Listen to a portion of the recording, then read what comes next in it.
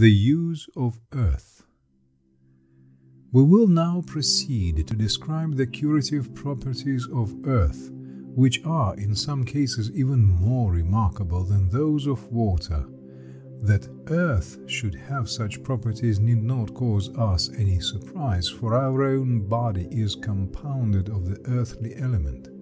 Indeed, we do make use of earth as a purifying agent. We wash the ground with earth to remove bad smells. We put it over decaying matter to prevent the pollution of the air. We wash our hands with it and even employ it to clean the private parts. Yogis besmear their bodies with it. Some people use it as a cure for boils and ulcers, and dead bodies are buried in the earth so that they may not vitiate the atmosphere. All this allows that earth has many valuable properties as a purifying and curative agent. Just as Dr. Kuhne has devoted special attention to the subject of water cure, another German doctor has made a special study of earth and its properties. He goes so far as to say that it can be used with success in the treatment of even the most complicated diseases. He says that once in a case of snake bite, where everybody else had given up the man for dead, he restored him to life by causing him to be covered up with earth for some time. There is no reason to doubt the veracity of this report. It is well known that the great heat is generated in the body by burying it in the earth, and although we cannot explain how exactly the effect is produced, it is undeniable that earth does possess the property of absorbing the poison. Indeed, every case of snakebite may not be cured in this way, but it should certainly be tried in every case. And I can say from my own experience that in cases of scorpion sting and the like, the use of mud is particularly beneficial. I have myself tried with success the following forms of earth cure. Constipation, dysentery, and chronic stomachache have been cured by the use of a mud poultice over the abdomen for 2 or 3 days. Instant relief has been obtained in cases of headache by applying a mud bandage round the head. Sore eye has also been cured by the same method. Hurts of all kinds, whether accompanied by inflammation or not, have been healed likewise. In the old days I could not keep well without a regular use of Enno's fruit salt and the like, but since 1904, when I learned the value of earth cure, I have had not a single occasion to use them. A mud poultice over the abdomen and the head gives distinct relief in a state of high fever. Skin diseases like the itch, the ringworm, and boils have been cured with the use of mud, though no doubt ulcers from which pus issues are not so easily cured. Burns and scalds are likewise healed by mud, which also prevents inflammation. Piles, too, are cured by the same treatment. When the hands and feet become red and swollen owing to frost, mud is an unfailing remedy, and pain in the joints is also relieved by it. From these and other experiments in mud cure, I have come to the conclusion that earth is an invaluable element in the domestic treatment of diseases. All kinds of earth are not, of course, equally beneficial. Dry earth, dug out from a clean spot, has been found the most effective. It should not be too sticky. Mud, which is midway between sand and clay, is the best. It should, of course, be free from cow dung and other rubbish. It should be well sifted in a fine sieve and then soaked in cold water to the consistency of well-kneaded dough before use. Then it should be tied up in a piece of clean, unstarched cloth and used in the form of a thick poultice. The poultice should be removed before the mud begins to dry up. Ordinarily, it will last from 2 to 3 hours. Mud, once used, should never be used again, but a cloth, once used, can be used again after being well washed, provided it is free from blood and other dirty matter. If the poultice has to be applied to the abdomen, it should first be covered over with a warm cloth. Everybody should keep a tin full of earth ready for use, so as not to have to hunt for it whenever an occasion arises for its use. Otherwise, much precious time may be wasted in cases, as of scorpion sting, where delay would be dangerous. Fever and its cure. We now pass on to consider some particular diseases and the means of curing them. And first, fever. We generally apply the term fever to a condition of heat in the body, but English doctors have distinguished many varieties of this disease, each with its own system of treatment. But following the common practice and the principles elaborated in these chapters, we may say that all fevers can be cured in one and the same manner. I have tried this single treatment for all varieties from simple fever up to bubonic plague with invariably satisfactory results. In 1904, there was a severe outbreak of plague among the Indians in South Africa. It was so severe that out of 23 persons that were affected, as many as 21 died within the space of 24 hours, and of the remaining 2 who were removed to the hospital, only one survived, and that one was the man to whom was applied the mud poultice. We cannot, of course, conclude from this that it was the mud poultice that saved him, but in any case, it is undeniable that it did him no harm. They were both suffering from high fever brought on by inflammation of the lungs and had been rendered unconscious. The man on whom was tried the mud poultice was so bad that he was spitting blood, and I afterwards learned from the doctor that he had been insufficiently fed on milk alone. As most fevers are caused by disorders of the bowels, the very first thing to do is to starve the patient. It is a mere superstition that a weak man will get weaker by starving. As we have already seen, only that portion of our food is really useful which is assimilated into the blood, and the remainder only clogs the bowels. In fever, the digestive organs are very weak, the tongue gets coated and the lips are hard and dry. If any food is given to the patient in this condition, it will remain undigested and aid the fever. Starving the patient gives his digestive organs time to perform their work, hence the need to starve him for a day or 2. At the same time, he should take at least 2 baths every day according to the Kuhne's system. If he is too weak or ill to bathe, a mud poultice should be applied to his abdomen. If the head aches or feels too hot, a poultice should also be applied to the head. The patient should, as far as possible, be placed in the open air and should be well covered. At meal time, he should be given the juice of lime well filtered and mixed with cold or boiling water, and if possible without any sugar. This has a very beneficial effect and should alone be given if the patient's teeth can bear its sourness. Afterwards, he may be given a half or the whole of a plantain well mixed with a spoon of olive oil mixed with a spoon of lime juice. If he feels thirsty, he should be given water boiled or cooled or the juice of lime, never unboiled water.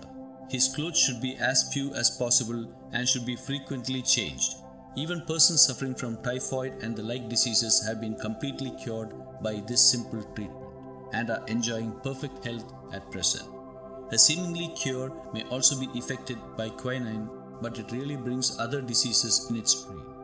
Even in malarial fever, in which quinine is supposed to be most effective, I have rarely seen it bring permanent relief. On the other hand, I have actually seen several cases of malarial patients being permanently cured by the treatment described above.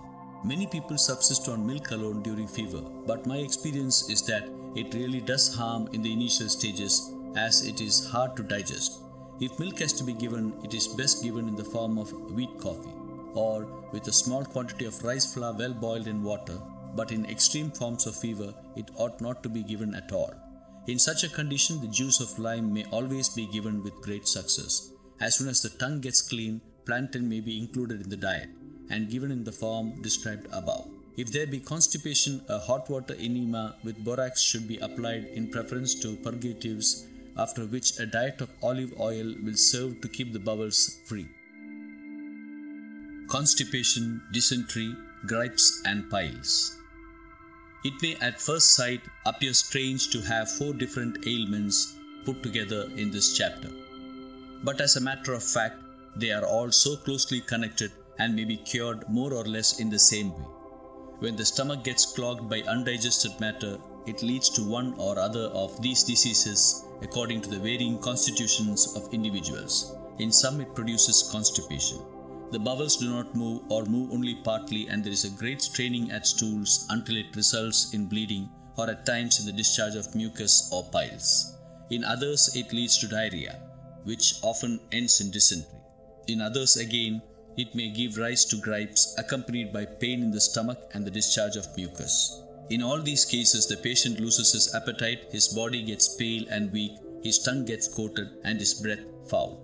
Many also suffer from headache and other complaints. Constipation indeed is so common that hundreds of pills and powders have been invented to cure it.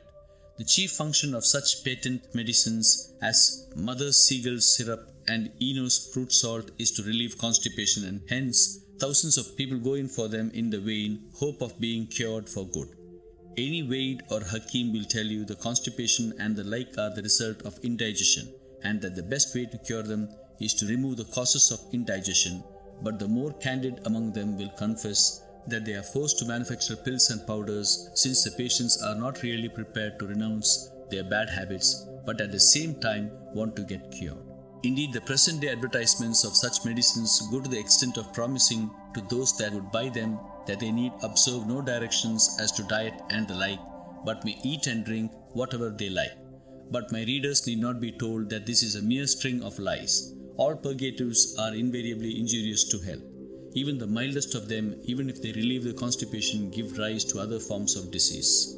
If they should do any good at all, the patient should thoroughly change his way of life so as not to have to turn to purgatives again. Otherwise, there can be no doubt that they must give rise to new diseases, even supposing that they serve to get rid of the old. The first thing to do in cases of constipation and the like is to reduce the quantity of food, especially such heavy things as ghee, sugar, and cream of milk. Of course, he should eschew altogether wine, tobacco, bhang, tea, coffee, cocoa, and loaves made of milk flour. The diet should consist for the most part of fresh fruits with olive oil. The patient should be made to starve for 36 hours before treatment begins. During this time and after, mud poultices should be applied to the abdomen during sleep, and as has been already said, 1 or 2 kune baths should also be given. The patient should be made to walk for at least 2 hours every day. I have myself seen severe cases of constipation, dysentery, piles and grips effectively cured by this simple treatment. Piles may not, of course, completely disappear, but they will certainly cease to give trouble.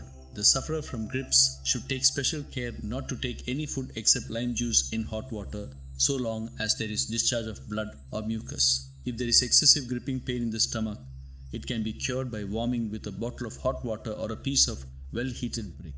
Needless to say, the patient should live constantly in the open air. Fruits like the French plum, the raisin, the orange and the grape are particularly useful in constipation. This does not, of course, mean that these fruits may be eaten even when there is no hunger.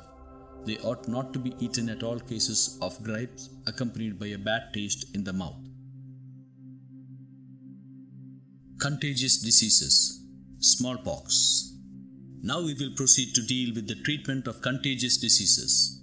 They have a common origin, but since smallpox is by far the most important of them, we will give a separate chapter to it, dealing with the rest in another chapter. We are all terribly afraid of the smallpox and have very crude notions about it. We in India even worship it as a deity. In fact, it is caused, just like other diseases, by the blood getting impure owing to some disorder of the bowels, and the poison that accumulates in the system is expelled in the form of smallpox.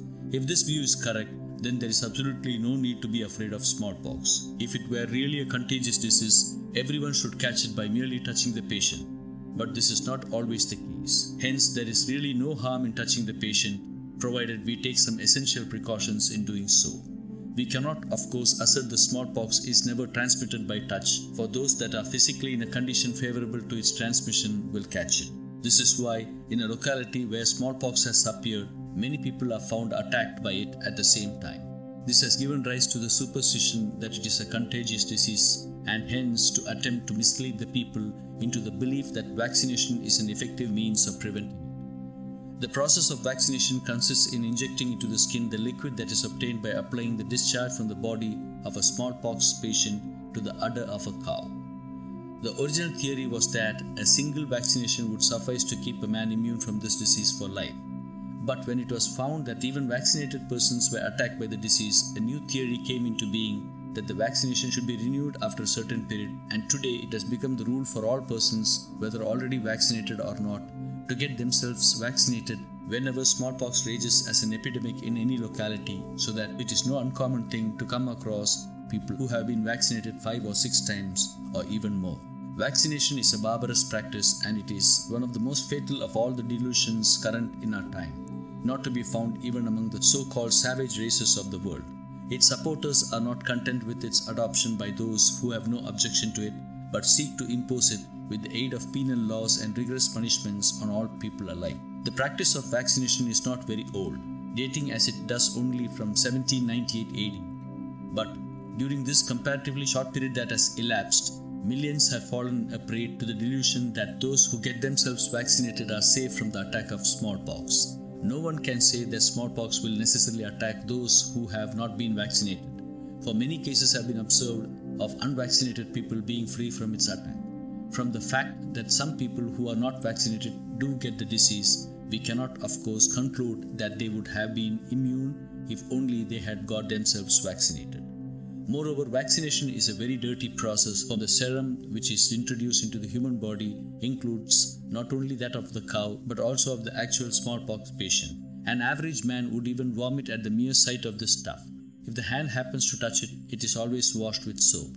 The mere suggestion of tasting it fills us with indignation and disgust. But how few of those who get themselves vaccinated realize that they are in effect eating this filthy stuff. Most people know that in several diseases, medicines and liquid food are injected into the blood and that they are assimilated into the system more rapidly than if they were taken through the mouth. The only difference, in fact, between injection and the ordinary process of eating through the mouth is that the assimilation in the former case is instantaneous, while that in the latter is slow. And yet we do not shrink from getting ourselves vaccinated. As has been well said, cowards die a living death, and our craze for vaccination is solely due to the fear of death or disfigurement by smallpox. I cannot also help feeling that vaccination is a violation of the dictates of religion and morality. The drinking of the blood of even dead animals is looked upon with horror even by habitual meat eaters. Yet, what is vaccination but the taking in of the poisoned blood of an innocent living animal? Better far were it for God-fearing men that they should 1,000 times become the victims of smallpox and even die a terrible death than that they should be guilty of such an act of sacrilege. Several of the most thoughtful men in England have laboriously investigated the manifold evils of vaccination, and an anti-vaccination society has also been formed there. The members of this society have declared open war against vaccination, and many have even gone to gaol for this cause. Their objections to vaccination are briefly as follows. 1.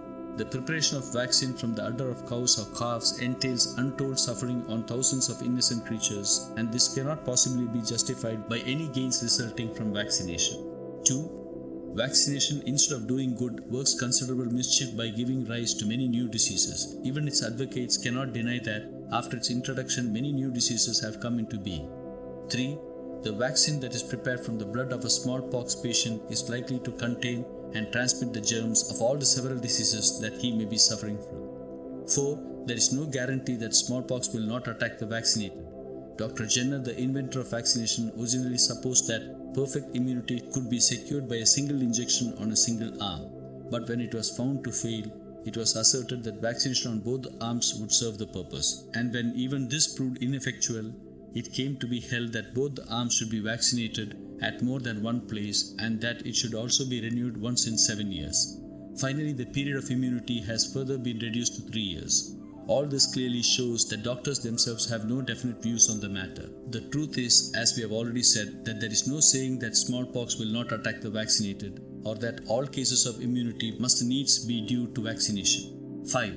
The vaccination is a filthy substance, and it is foolish to expect that one kind of filth can be removed by another. By these and similar arguments, this society has already produced a large volume of public opinion against vaccination.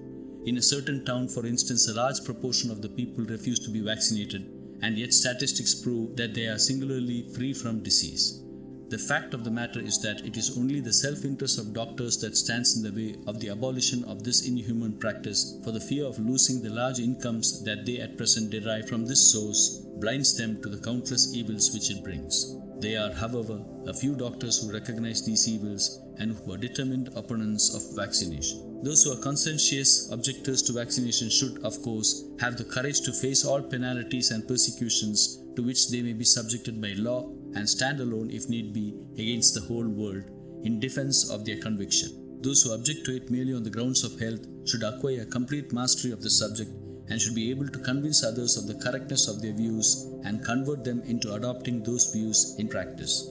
But those who have neither definite views on the subject nor courage enough to stand up for their convictions should no doubt obey the laws of the state and shape their conduct in deference to the opinions and practices of the world around them.